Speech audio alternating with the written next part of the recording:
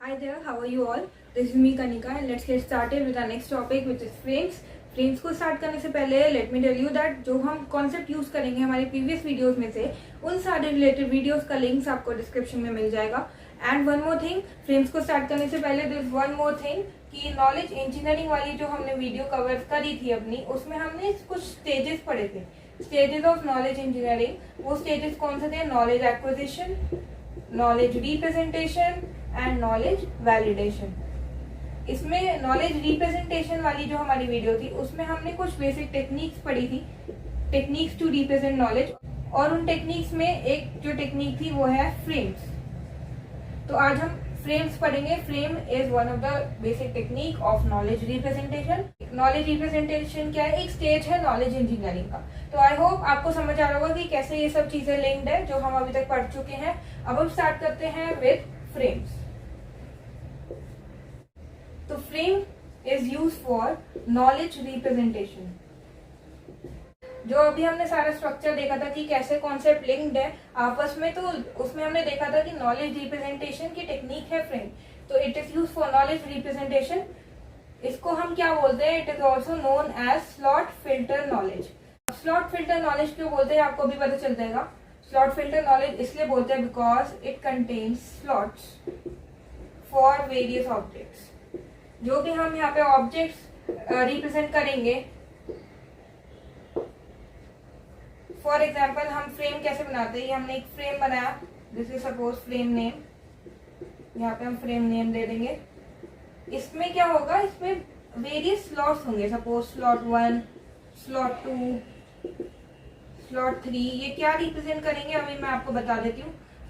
Suppose यहाँ पे slot n. तो ऐसे स्लॉट कंटेन करता है, इसलिए इसको क्या बोलते हैं? Slot filter knowledge. तो it contain slots for various object. तो ये तीनों पॉइंट्स आपको क्लियर हो गए फ्रेम्स के बारे में. अब बात करते हैं कि जो स्लॉट्स है वो क्या रिप्रेजेंट करेंगे. दैट मीन्स हम फ्रेम के थ्रू कौन सी नॉलेज को रिप्रेजेंट कर सकते हैं. तो frames can represent information about objects या फिर फैक्ट्स. फैक्ट्स किसके? किसी भी पर्टिकुलर सिचुएशन के फैक्ट्स. या फिर प्रोसीजर्स. प्रोसीजर मतलब किसी भी पर्टिकुलर सिचुएशन में आपको कौन कौन से स्टेप्स लेने हैं. तो ये फ्रेम रिप्रेजेंट करेगा ये तीनों चीजें. ये कैसे रिप्रेजेंट करेगा वो हम अभी देखते हैं, एक एग्जांपल लेके देख लेंगे. तो अब ये वाले पॉइंट को डिटेल में समझते हैं कि इट कैन रिप्रेजेंट, सॉरी यहाँ पे एस नहीं आएगा. तो ये क्या रिप्रेजेंट कर सकता है? ऑब्जेक्ट, फैक्ट्स और प्रोसीजर्स. तो इसलिए हम क्या बोल सकते हैं कि ये क्या रिप्रेजेंट करेगा? Declarative knowledge. डिक्लेरेटिव नॉलेज को रिप्रेजेंट कर सकता है. साइड बाय साइड किसको रिप्रेजेंट कर सकता है? प्रोसीजरल नॉलेज को. अब ये दोनों चीजें क्या होती हैं वो समझते हैं. So frames can represent either declarative knowledge और प्रोसीजरल नॉलेज. अब डिक्लेरेटिव नॉलेज को हम क्या बोलते हैं? Descriptive knowledge. इसमें क्या पता चलेगा हमें कि क्या करना है नेक्स्ट काम. That is what to do next. जब भी एक प्रॉब्लम हमें एनकाउंटर होगी तो उसमें उस प्रॉब्लम को सॉल्व करने के लिए हमें क्या करना है, तो वो कौन बताएगा? Declarative knowledge. डिक्लेरेटिव नॉलेज को एक और नाम से भी बोल सकते हैं हम, फैक्चुअल नॉलेज. जब भी एक प्रॉब्लम एनकाउंटर होगी तो उस प्रॉब्लम में हमें क्या करना है वो बताएगा डिक्लेरेटिव नॉलेज. बट उस प्रॉब्लम में कैसे करना है वो क्या बताएगा? Procedural knowledge. That is on the basis of procedures. मतलब कौन कौन से स्टेप्स लेने हैं, तो प्रोसीजरल नॉलेज. इसका एक और नाम क्या है? Interpretive knowledge. अब देखो आप, डिक्लेरेटिव नॉलेज क्या बता रहा है? What to do next when a given problem is encountered. और procedural knowledge हमें क्या बता रहा है? How to solve a given problem. तो ये what बता रहा है, ये how बता रहा है. अब देखो descriptive knowledge हमें बता रहा है कि क्या क्या करना चाहिए. तो it is widely used and this procedural knowledge is not generally used. तो अगर हम यहाँ से देखें, it can represent object, facts और प्रोसीजर. अगर वो फैक्ट्स रिप्रेजेंट कर रहा है या फिर प्रोसीजर रिप्रेजेंट कर रहा है तो इसके बेसिस पर हम ये कंक्लूड कर सकते हैं कि ये क्या रिप्रेजेंट करेगा?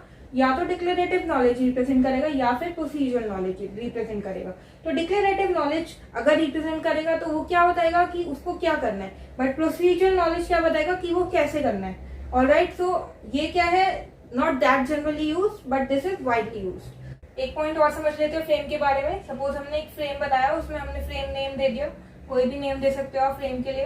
और उसमें हमने कुछ स्लॉट्स लगाए हैं। तो स्लॉट्स रखे हैं, तो स्लॉट्स में हम कौन कौन सी इंफॉर्मेशन डाल सकते हैं? तो slots can be filled by values, या फिर आप कोई भी प्रोसीजर डाल सकते हो, जैसे हमने पढ़ा था अभी कि फ्रेम्स में के थ्रू हम ऑब्जेक्ट्स या प्रोसीजर्स या फिर फैक्ट्स यूज कर सकते हैं। तो उसमें आप वैल्यूज डाल सकते हो या फिर प्रोसीजर्स डाल सकते हो, या फिर आप क्या डाल सकते हो? पॉइंटर। पॉइंटर किसके लिए? To other frames.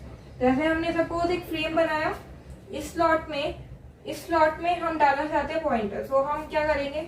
ये पॉइंट करेगा एक अलग फ्रेम को, उसका कुछ फ्रेम नेम होगा, उसमें कुछ स्लॉट्स होंगे। तो ऐसे आप डाल सकते हो पॉइंटर टू अदर फ्रेम, या फिर प्रोसीजर या फिर वैल्यूज। अब हम एक एग्जांपल लेके देखते हैं। अभी तक हमने जो भी कवर किया है फ्रेम्स के बारे में, कि फ्रेम्स में हम स्लॉट्स ले सकते हैं, फ्रेम नेम ले सकते हैं, कि ऑब्जेक्ट्स रिप्रेजेंट कर सकते हैं, फैक्ट्स, प्रोसीजर्स, और ये तीनों चीजें कैसे रिप्रेजेंट होगी, पॉइंटर कैसे बनाएंगे। तो उसके लिए हम एक एग्जांपल लेके देखते हैं फ्रेम का। उससे आपको सारी चीजें क्लियर हो जाएंगी, कैसे डिक्लेरेटिव नॉलेज को हम यूज कर रहे हैं, कैसे प्रोसीजर नॉलेज को भी यूज कर रहे हैं। तो एक बेसिक सा पहले सिंपल फ्रेम बना के देखते हैं। Alright, so let's discuss one basic example of frame. So this is the example of frame. इसमें हमने एक नेम दे दिया स्कूल। ये क्या है? ये है name of frame. Name of frame है, उसमें हमने कुछ स्लॉट्स बना दिए। These are consider as slots. हमने नेम ऑफ फ्रेम दे दिया और इसके अंदर हमने स्लॉट्स बनाए हैं। स्लॉट्स क्या रिप्रेजेंट कर रहे हैं? स्कूल के अंदर क्या क्या चीजें हो सकती हैं। For example classroom, staff room, auditorium, library, labs. तो ये हो गया एक बेसिक एग्जाम्पल ऑफ फ्रेम। अब देखो, सपोज हमने एक फ्रेम बनाया, तो अगर हम, जैसे मैंने आपको अभी पॉइंटर वाला केस बताया था, हमने एक फ्रेम बनाया, उसमें स्लॉट्स बनाए हैं, उसको हम एक और फ्रेम से जोड़ रहे हैं। तो ये वाला क्या हो जाएगा? ये वाला हमारा हो जाएगा रूट फ्रेम, और ये वाला क्या हो जाएगा? हमारा लीफ फ्रेम। आपको याद होगा हमने सीमेंटिक नेटवर्क्स वाली वीडियो में एक कॉन्सेप्ट पढ़ा था, जेनरिक नोड और इंस्टेंस नोड का। उसमें क्या था? हमने एक नोड बनाई थी। सपोज हम एक नोड बना रहे हैं यहाँ पे ट्री, और उसका ही हम एक सब पार्ट बना देते हैं ओक। ट्री का नाम एक ओक है, तो ट्री का ही इनहेरिटेंस यूज होके ओक इनहेरिट कर रहा है ट्री की सारी प्रॉपर्टीज को। तो ये हम इसको क्या बोलते थे? Generic node. इसको क्या बोलते थे? Instance node. सिमिलरली यहाँ पे क्या होगा? ये जो हमारा रूट फ्रेम है, ये क्या बन जाएगा? ये बन जाएगा हमारा जेनरिक फ्रेम। और लीफ फ्रेम क्या कर रहा है? इसकी ही प्रॉपर्टी को इनहेरिट कर रहा है, तो कॉन्सेप्ट ऑफ इनहेरिटेंस यूज हो रहा है। ये क्या बन जाएगा? ये बन जाएगा हमारा इंस्टेंस फ्रेम। तो रूट फ्रेम से लीफ फ्रेम क्या कर रहा है? इनहेरिट कर रहा है। तो कॉन्सेप्ट ऑफ इनहेरिटेंस भी यूज हो सकता है फ्रेम में। जैसे हमने सीमेंटिक नेटवर्क में कॉन्सेप्ट ऑफ इनहेरिटेंस पढ़ा था, वैसे ही हम फ्रेम्स में भी देख सकते हैं कि रूट फ्रेम है, दैट इज जेनरिक फ्रेम है, और उस फ्रेम से हम एक लीफ फ्रेम को इनहेरिट कर रहे हैं। एक ही नहीं, आप बहुत सारी लीफ फ्रेम्स को इनहेरिट कर सकते हो, फ्रेम बना सकते हो। तो इसमें अगर हमें कॉन्सेप्ट ऑफ इनहेरिटेंस को यूज करना हो इन फ्रेम, तो हम क्या करेंगे? स्टाफ रूम को जैसे सपोज हम एक्सटेंड करना चाहते हैं, तो एक्सटेंड करने के लिए यहाँ पे हम नेम लिख देंगे इसका फ्रेम का, क्या? Staff room. और इसमें हम नोट्स लगा देंगे, या जो भी नोट्स में वैल्यूज डालनी हो, जैसे चेयर्स हो सकती हैं स्टाफ रूम में। फॉर एग्जाम्पल, ये आपको एग्जाम्पल दिया है, बट आप ऐसे यूज कर सकते हो कॉन्सेप्ट ऑफ इनहेरिटेंस। अब इसी कॉन्सेप्ट ऑफ इनहेरिटेंस पर बेस्ड है टाइप्स ऑफ फ्रेम्स। अब हम टाइप्स ऑफ फ्रेम कवर करते हैं। So till now we have covered that what are frames. Frames में हम क्या क्या रिप्रेजेंट कर सकते हैं? फ्रेम को हम स्लॉट फिल्टर नॉलेज भी बोलते हैं। फ्रेम्स में हम स्लॉट्स भी रिप्रेजेंट कर सकते हैं। उन स्लॉट्स को हम फर्दर कैसे रिप्रेजेंट कर सकते हैं? पॉइंटर लगा सकते हैं, ऑब्जेक्ट्स रिप्रेजेंट कर सकते हैं, वैल्यूज रिप्रेजेंट कर सकते हैं, प्रोसीजर्स रिप्रेजेंट कर सकते हैं। हमने ये सब पढ़ लिया। हमने ये भी देखा कि फ्रेम्स में टू टाइप्स ऑफ नॉलेज को रिप्रेजेंट कर सकते हैं, डिक्लेरेटिव नॉलेज और प्रोसीजर नॉलेज। तो इन्हीं नॉलेज के बेसिस पर हम देखेंगे कि फ्रेम्स के कितने टाइप्स होते हैं और फ्रेम्स के टाइप्स को कैसे रिप्रेजेंट करना है। उसमें हम डिटेल एग्जांपल लेंगे। उसमें देखेंगे हम पॉइंटर को कैसे यूज करना है, फ्रेम्स में स्लॉट्स को कैसे डालना है, कैसे एक्सटेंड करते हैं फ्रेम्स को, कैसे रिप्रेजेंट करेंगे प्रोसीजर नॉलेज को with the help of frames, और डिक्लेरेटिव नॉलेज को with the help of frames. So declarative knowledge and procedural knowledge के बेसिस पर ही हम अपना नेक्स्ट टॉपिक स्टार्ट करते हैं, which is types of frames. अभी आप ये सब इग्नोर करो और यहाँ पे कॉन्सेंट्रेट करो। Types of frames. अगर हम टाइप्स की बात करें, फ्रेम्स हमने देखा था कि दो टाइप की नॉलेज को रिप्रेजेंट करते हैं ना। फर्स्ट वन कौन सी नॉलेज थी? वो डिक्लेरेटिव नॉलेज। तो ये क्या बन जाएगा, जो डिक्लेरेटिव नॉलेज को रिप्रेजेंट करेगा वो क्या बन जाएगा हमारा डिक्लेरेटिव फ्रेम, और जो प्रोसीजरल नॉलेज को रिप्रेजेंट करेगा वो क्या बन जाएगा हमारा प्रोसीजरल फ्रेम। इतना पार्ट क्लियर है। अब देखो, अब हम बात कर रहे हैं डिक्लेरेटिव फ्रेम। तो डिक्लेरेटिव फ्रेम्स में मैंने आपको अभी बताया था कि डिक्लेरेटिव फ्रेम क्या रिप्रेजेंट करेगा, डिक्लेरेटिव नॉलेज को, और डिक्लेरेटिव नॉलेज को हम फैक्चुअल नॉलेज भी बोलते हैं। फैक्चुअल नॉलेज मतलब नॉलेज अबाउट फैक्ट्स। तो it will contain description about objects. Procedure frame को अभी हम बाद में देखेंगे, अभी हम इस पे फोकस कर रहे हैं सिर्फ डिक्लेरेटिव फ्रेम पे। डिक्लेरेटिव फ्रेम क्या रिप्रेजेंट करेगा, डिक्लेरेटिव नॉलेज को, और it will contain description about object. इतना पार्ट क्लियर है। अब देखो, हमने एक एग्जांपल अभी देखा था, ये वाला एग्जांपल देखा था, उसमें हमने बस इतना, आप इतने पार्ट पर फोकस करो। हमने देखा था नेम ऑफ फ्रेम, हमारे पास स्कूल था और उसमें कुछ स्लॉट्स थे, उसमें हमने कुछ वैल्यूज डाली हुई थी, हमने इसमें कुछ स्लॉट्स में कुछ वैल्यूज डाली थी। तो ये वैल्यूज क्या है, ये वैल्यूज है डिस्क्रिप्शन अबाउट ऑब्जेक्ट्स। जैसे स्कूल में ऑब्जेक्ट्स कौन कौन से हो सकते हैं, classroom, staff room, auditorium, library, lab. तो ये हमने स्कूल को डिस्क्राइब कर दिया, स्कूल के ऑब्जेक्ट्स को डिस्क्राइब कर लिया। तो ये क्या बन गया हमारा एक frame which contains description about objects. तो ये क्या बन गया हमारा डिक्लेरेटिव फ्रेम। इस एग्जांपल के बेसिस पर हम समझेंगे इनहेरिटेंस का कॉन्सेप्ट कैसे यूज हो रहा है, जो हमने अभी थोड़ी देर पहले पढ़ा था कि एक रूट फ्रेम होता है, उससे हम और फ्रेम्स को एक्सटेंड कर रहे हैं और हम क्या बना रहे हैं, लीफ फ्रेम्स। तो वो कैसे यूज हो रहा है। सिमिलरली हम ये देखेंगे कि पॉइंटर टू अदर फ्रेम्स कैसे यूज हो रहे हैं, जो मैंने आपको बताया था अभी स्लॉट्स का, और मैंने बोला था मैं आपको बाद में बताऊंगी, तो वो इसमें यूज हो रहा है, वो हम देखेंगे कैसे यूज हो रहा है। अब हम बात करते हैं डिक्लेरेटिव फ्रेम्स की। तो इस एग्जांपल को समझते हैं पहले, इसमें चल क्या रहा है। एक हमारे पास है फ्रेम स्कूल नेम का, तो इसमें हमने कुछ ऑब्जेक्ट्स को डिस्क्राइब किया है। अब क्लासरूम जो है एक स्लॉट है, इस स्लॉट को हम फर्दर एक्सटेंड कर रहे हैं, एक फ्रेम बना रहे हैं इसका, तो इसमें हम फ्रेम नेम क्या डाल देंगे, क्लासरूम। सिमिलरली ऐसे ही बहुत सारे जो भी हम एक्सटेंड करेंगे उसमें सब में फ्रेम नेम क्या आ जाएगा, जो स्लॉट एक्सटेंड हो रहा है। जैसे नेम लाइब्रेरी, इसमें लैब्स एक्सटेंड हो रहा है, तो नेम क्या आ गया, लैब्स। अब सिमिलरली लैब्स फर्दर एक स्लॉट है, टाइप्स ऑफ लैब्स, और वो फर्दर एक्सटेंड हो रहा है टाइप्स ऑफ लैब्स, इसलिए इसका नेम आ जाएगा। तो जो भी स्लॉट एक्सटेंड हो रहा है और फ्रेम में एक्सटेंड हो रहा है, तो हम क्या कर देंगे, उस फ्रेम का नेम उस स्लॉट के बेसिस पर रख देंगे। इतना बात क्लियर है।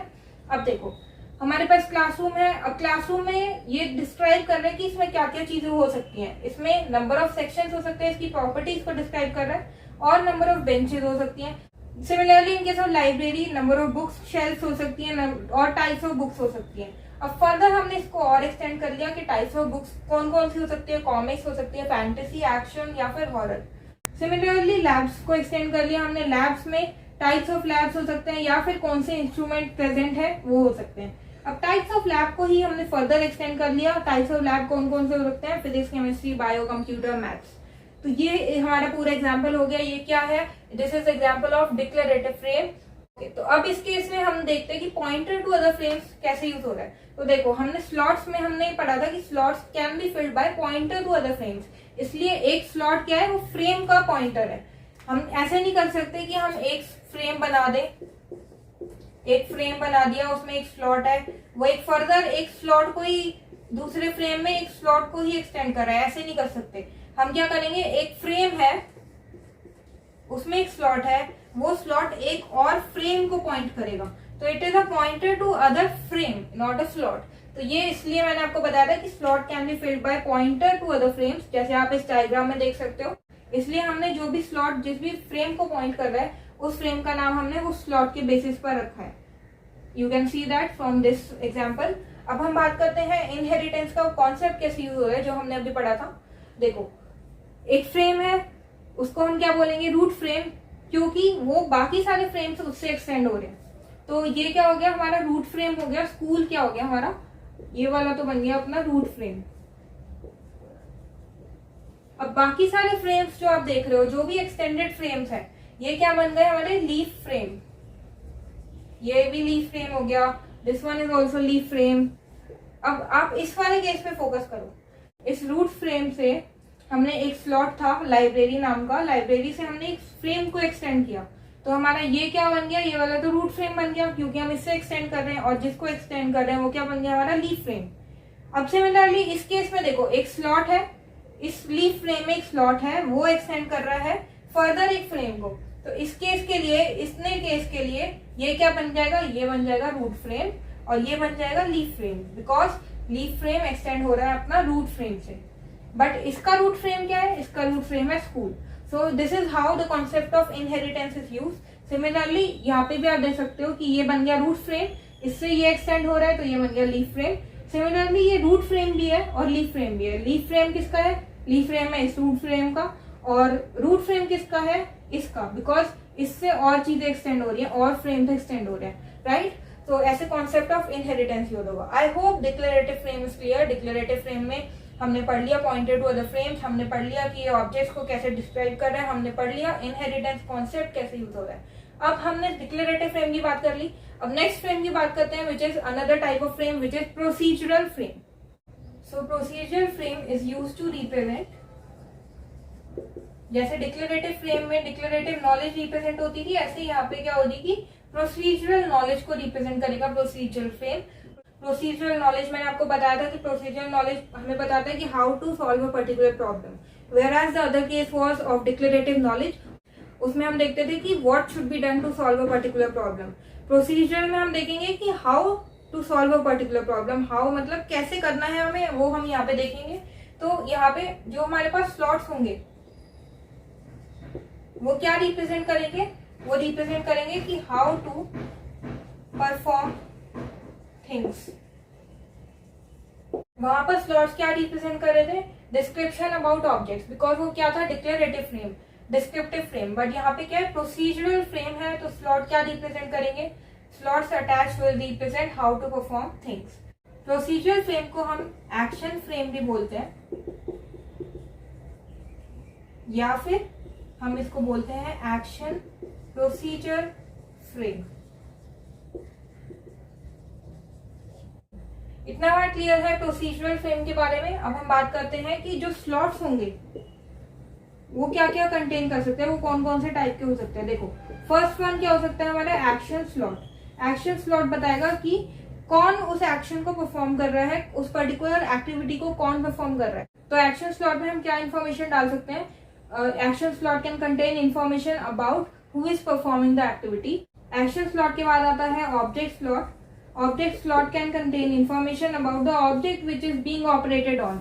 जिस भी पर्टिकुलर आइटम पे एक्टिविटी परफॉर्म होगी वो किस में आ जाएगा, ऑब्जेक्ट स्लॉट में। अभी हम एक एग्जांपल लेके देखेंगे, फिर आपको और ज्यादा समझ आएगा कि ये इसमें हम क्या क्या डाल सकते हैं। Next is source slot. तो सोर्स स्लॉट से हमें इन्फॉर्मेशन मिल सकती है कि एक पर्टिकुलर एक्टिविटी कहाँ से स्टार्ट हुई। सिमिलरली डेस्टिनेशन स्लॉट ये बताएगा कि एक पर्टिकुलर एक्टिविटी कहाँ पर एंड हुई है। Next task slot. Task slot हमें बताएगा कि जो भी हम एक्शन परफॉर्म कर रहे हैं सब फ्रेम्स में वो हम डाल सकते हैं। एक एग्जांपल लेके देखते हैं। ये वाली चीजें आपको एक एग्जांपल से मैं समझाती हूँ कैसे हम इन स्लॉट्स के अंदर ये इन्फॉर्मेशन डाल सकते हैं on the basis of the category. तो एक एग्जांपल लेके देखते हैं प्रोसीजरल फ्रेम का।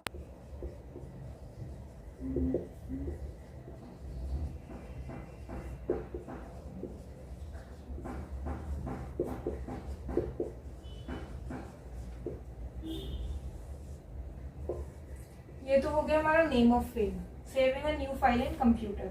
अब हम बात करते हैं एक्शन स्लॉट की। एक हमारे पास है एक्शन स्लॉट। इसमें हम डालेंगे कि कौन एक्शन परफॉर्म कर रहा है, कौन कर रहा है save file in a computer, तो यूजर कर रहा है। तो ये हमारा आ गया एक्शन स्लॉट में। अब बात करते हैं ऑब्जेक्ट स्लॉट की। एक हमने स्लॉट बना दिया, उसका नाम दे दिया ऑब्जेक्ट। अब किसके ऊपर ये एक्शन परफॉर्म हो रहा है, सेविंग अ न्यू फाइल, एक न्यू फाइल सेव करनी है हमें कंप्यूटर में, तो फाइल के ऊपर एक्शन परफॉर्म हो रहा है, तो ऑब्जेक्ट में आ गया फाइल। नेक्स्ट क्या है हमारा सोर्स स्लॉट। तो सोर्स स्लॉट में कहां पर एक्शन परफॉर्म हो रहा है, कंप्यूटर में परफॉर्म होना स्टार्ट हुआ है, और एंड कहां पर होगा, डेस्टिनेशन स्लॉट में क्या आ जाएगा, जहां पर वो एंड होना है। तो एंड कहां पर होना है, ऑब्वियसली कंप्यूटर में ही एंड होना है, बिकॉज हम सेव कर रहे हैं फाइल को कंप्यूटर में।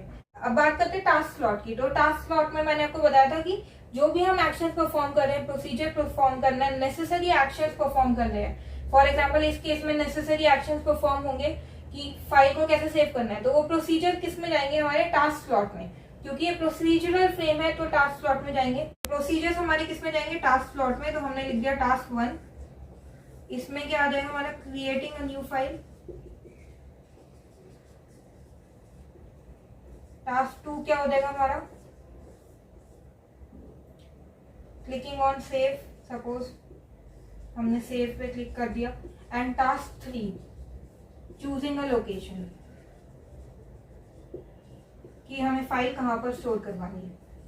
तो ये हमारा क्या बन गया, प्रोसीजर फ्रेम। इसमें हमारे पास स्लॉट्स हैं वेरियस टाइप के, एक्शन स्लॉट हो गया, ऑब्जेक्ट स्लॉट हो गया। एक्शन स्लॉट मतलब यूजर परफॉर्म कर रहा है, ऑब्जेक्ट किस पर, फाइल पर परफॉर्म कर रहा है, कंप्यूटर से कंप्यूटर में ही रहेगी फाइल।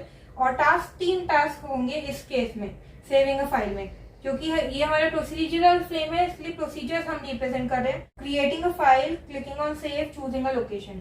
तो क्रिएटिंग अ फाइल, अब ये 3 टास्क हैं। अब मैंने आपको बताया था हम स्लॉट में हम पॉइंटर भी लगा सकते हैं। तो सपोज हमें इसमें पॉइंटर लगाना है और इसके हम फर्दर प्रोसीजर्स बताना चाहते हैं कि फाइल को कैसे क्रिएट करना है। तो हम एक न्यू फाइल बना देंगे। Just let me erase this and then I will tell you how to do this. So in case we want to extend this slot, तो हमने एक स्लॉट एक्सटेंड कर लिया, एक फ्रेम बनाया हमने। इस फ्रेम का नेम क्या आ जाएगा, क्रिएटिंग अ न्यू फाइल, क्योंकि हमने एक स्लॉट से एक्सटेंड किया। इसमें भी फर्दर हम एक एक्टर स्लॉट ले लेंगे, एक ऑब्जेक्ट स्लॉट ले लेंगे, राइट। यहाँ पे सोर्स ले लेंगे, अगेन डेस्टिनेशन ले लेंगे, और जितने भी हम प्रोसीजर यहाँ पे इम्प्लीमेंट करना चाहते हैं वो सारे आ जाएंगे। जैसे हम टास्क जो भी इम्प्लीमेंट करना चाहते हैं, सपोज हमने एक टास्क 1 ले लिया और एक टास्क 2 ले लिया।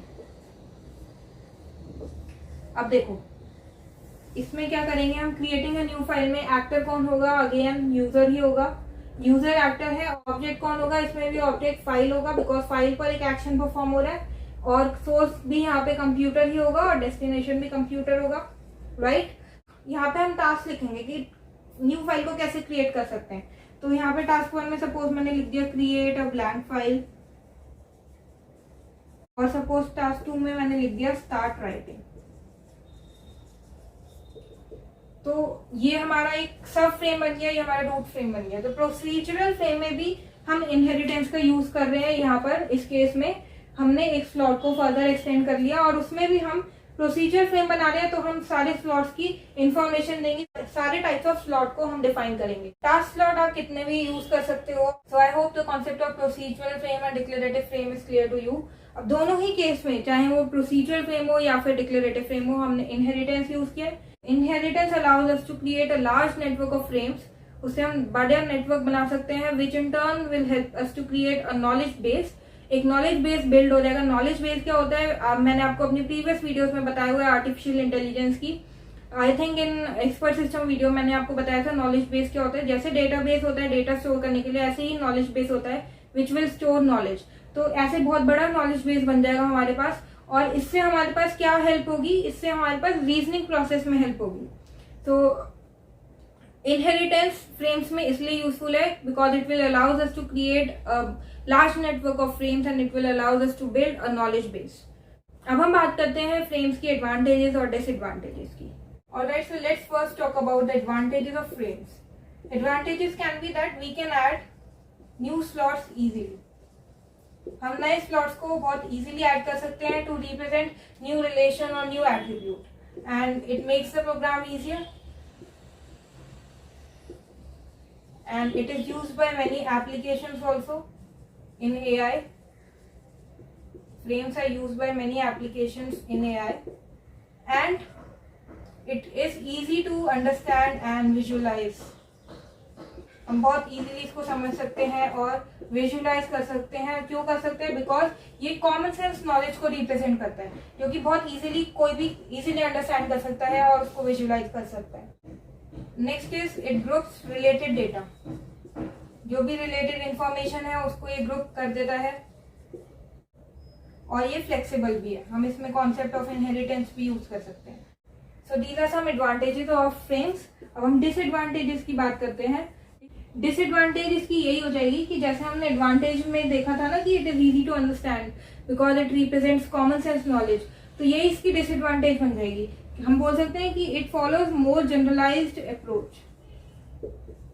ये कॉमन सेंस नॉलेज को रिप्रेजेंट करता है, इसलिए हम बोल सकते हैं कि ये जनरलाइज अप्रोच को फॉलो करता है। दैट मीन्स ये कोई ऐसी पर्टिकुलर डोमेन स्पेसिफिक नॉलेज को रिप्रेजेंट नहीं करता, ये सिर्फ कॉमन सेंस नॉलेज को ही रिप्रेजेंट करता है। So I hope you have understood the concept of frames. Till now we have understood what are frames, what are types of frames, frames में हम स्लॉट को क्यों रिप्रेजेंट करते हैं, फ्रेम्स और स्लॉट्स में हम कौन सी इन्फॉर्मेशन को डिस्क्राइब कर सकते हैं, और 2 टाइप्स ऑफ नॉलेज भी देखी हमने, डिक्लेरेटिव नॉलेज और प्रोसीजरल नॉलेज जो फ्रेम्स यूज करता है। और हमने देखा कि टाइप्स ऑफ फ्रेम कौन कौन से होते हैं, डिक्लेरेटिव फ्रेम उसका एग्जांपल लेके देखा, एंड प्रोसीजर फ्रेम उसका एग्जांपल देखा। और हमने पढ़ा था इनहेरिटेंस भी, कि इनहेरिटेंस कैसे यूज होता है। इनहेरिटेंस के बेसिस पर ही हमने देखा कि हम एक बहुत लार्ज नॉलेज बेस को बिल्ड कर सकते हैं, और हमने फिर देखी इसकी advantage and disadvantage. So I hope the entire concept of frame is clear to you, and I hope you found this video as informative. Thanks for watching. See you in the next video. Bye for now.